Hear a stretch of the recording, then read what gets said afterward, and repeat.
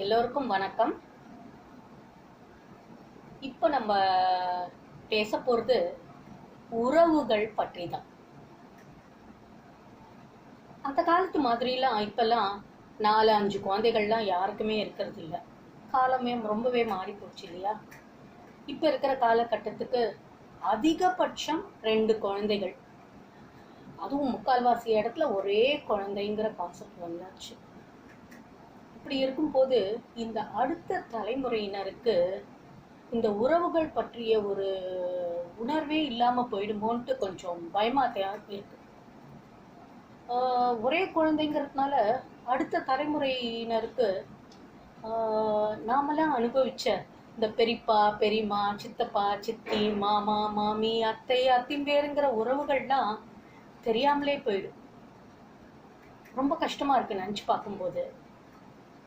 அதனால இப்ப இருக்கிற காலகட்டத்துக்கு நாம எல்லாரும் இந்த உறவுகளை எல்லாம் அணைச்சுண்டு இருக்கிற உறவுகளையாவது தக்க வச்சுக்கணுங்கிறது தான் என்னுடைய ஆசை. அதுதான் நான் நித்தம் நித்தம் பகவான் கிட்ட வேண்டியிருக்கிறது. ஒவ்வொரு குடும்பத்திலையும் வீட்டுக்கு வீடு வாசப்படி தான் எத்தனையோ சச்சரவுகள், சின்ன சின்ன சண்டைகள், மனஸ்தாபங்கள் எல்லாமே இருக்கும். ஆனா அதை எல்லாத்தையும் ஊதி பெருசாக்கி பெருசாக்கி பெருசாக்கி உறவுகள் எல்லாமே பிரிஞ்சு கிடக்கணும். வேண்டாமே, நம்மளுடைய சந்ததியருக்கு கொஞ்சமாவது இந்த உறவுகளோட உணர்வுகள், பாசம் எல்லாமே வேணும் இல்லையா? இப்போ கூட பிறந்தவா அண்ணன் தம்பின்னு இல்லைன்னா கூட சித்தப்பா பசங்க, பெரியப்பா பசங்க, அத்தை பசங்க, இப்படி இருக்கிற பசங்களாவது ஒன்றா இருந்து அப்படியே அதை அடுத்த தலைமுறையினருக்கு எடுத்துன்னு போகணுங்கிறது எவ்வளோ முக்கியமான ஒரு விஷயம். அதனால தான் குழந்தைகள் கிட்ட எப்போதுமே இந்த உறவுகள் பற்றிலாம் நிறைய பேசுங்க. இந்த உறவு முறைகள் சொல்லி சொல்லி சொல்லி சொல்லி அவளுக்கு அறிமுகப்படுத்துங்க. எந்த ஒரு விசேஷத்துக்கோ, கல்யாணமோ இல்லை வீட்டில் நடக்கிற வேற ஏதாவது கிரக பிரவேசம், இப்படி இப்படி ஏதாவது ஒரு நடந்தாக்க குழந்தைகளை எல்லாம் கூட அழைச்சின்னு போங்க. எப்போவாது டைம் கிடைக்கும் போதெல்லாம் கொஞ்சம் பேசுங்க எல்லார்கிட்டையுமே. வாழ்க்கைங்கிறது ஒரே ஒரு தடவை தான். அது ஒரு தடவை தான் நம்ம அனுபவிக்க முடியும். ஏதோ வந்தோம் வாழ்ந்தோம் போனோங்கிறதுல எந்த ஒரு பிரயோஜனமே இல்லை. நம்ம வாழ்ந்ததுக்கான ஒரு அர்த்தம் இருக்கணும். அந்த அர்த்தம் எப்படி வரும்? ஒரு உறவுகள்னால, ஒரு பந்தத்தினால தானே. அந்த அப்பா அம்மாங்கிற உணர்வு எவ்வளோ புனிதமான ஒரு உணர்வு.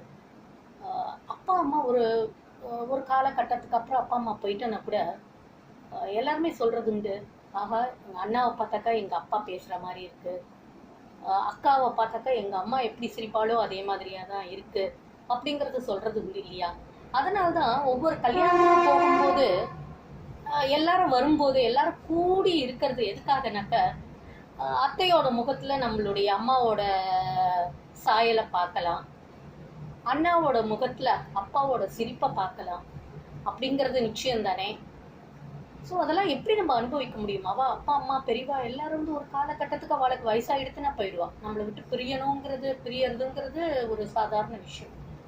ஆனால் அவள் விட்டு போகிறது இந்த உறவுகள் எல்லாம் கூடி இருக்குங்கிற நம்பிக்கையில தான் அவள் நம்மளை விட்டு போகிறான். அப்படி இருக்கும்போது ஏதோ ஒரு காலகட்டத்தில் எல்லாரும் சந்திக்க முடியலன்னா இப்போ வாழ்க்கை ரொம்ப வேகமாக ஓடின்னு இருக்கு. அதுக்கு ஈடு கொடுத்து நம்மளும் ஓடினாதான் நம்மளால தக்க வச்சுக்க முடியுங்கிறது உண்மை. அதனால நேர பார்க்க முடியலன்னா கூட இப்போ எல்லார் கையிலையும் ஃபோன் இருக்கு, வாட்ஸ்அப் இருக்கு, ஃபேஸ்புக் இருக்கு, ட்விட்டர் இருக்கு, இன்ஸ்டாகிராம் இருக்கு, எல்லாமே இருக்கு. ஆனால் அதெல்லாம் உபயோகமாக நம்ம வாழ்க்கைக்கு ரொம்ப முக்கியமான சில இதுக்கும் உபயோகப்படுத்திக்கலாம். இதில் ஒன்றும் தப்பே கிடையாது. நான் இளைய தலைமுறையினருக்கும் இதான் சொல்கிறேன். நீங்கள் ஃப்ரெண்ட்ஸோட பழகுங்க, வேண்டாம்னு சொல்லவே இல்லை. ஃப்ரெண்ட்ஸ்லாமும் ரொம்ப அவசியம்தான்.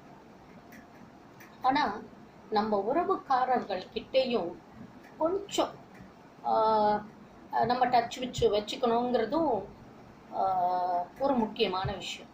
அதனால் டைம் கிடைக்கும்போது ஒரு மெசேஜ் பண்ணுங்கள், ஃபோன் பண்ணுங்கள். நம்மளுடைய உறவுகளை அடுத்த தலைமுறையினருக்கு கொண்டு போகணுங்கிறது ரொம்ப முக்கியமான விஷயம்.